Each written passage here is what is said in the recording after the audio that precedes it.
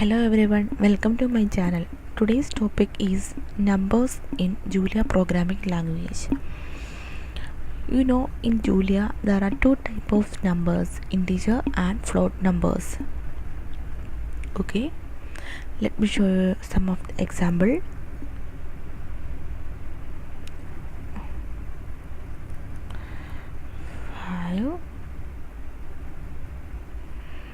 Then b is equal to 5.3.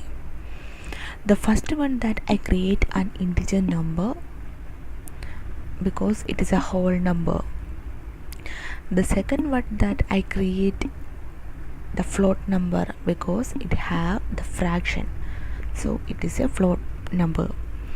If you want to know the type of the variable, then use the function type of. It is integer int 64.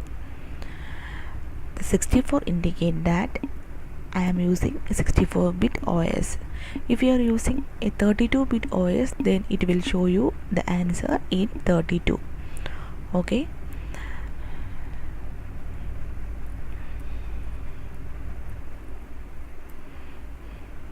Yeah, it is float 64. The variable b holding the floating number. Okay, you can do a simple mathematical operations in Julia such as addition, multiplication, division, etc. Let me show you some of the example. 10 plus 5, 15. Next, multiplication, 15. The answer is 15. Okay, now I will show you the division. 7 divided by 3, the answer is 2.333, etc. If you want to know only the integer part of that answer, then use the function div.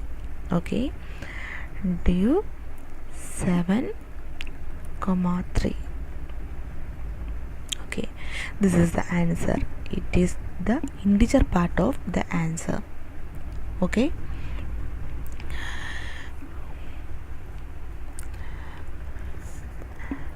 now if you want to know the bit representation of the number, then use the inbuilt function bits.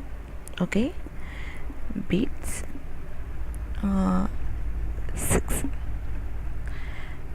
Yeah, this is the bit representation of the number 6110.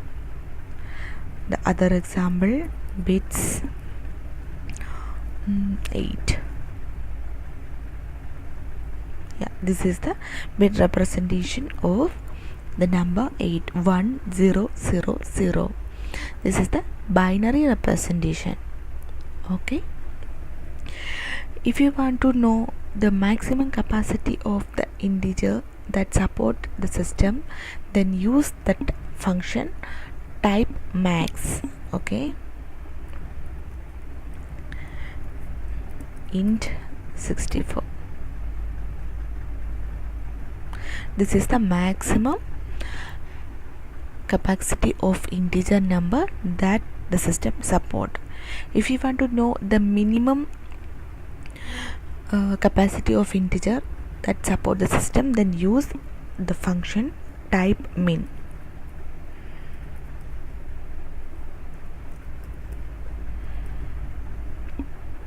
Okay, this is the minimum capacity of integer number that support the system. If you are using the 32-bit OS, then type 32 instead of 64. Okay,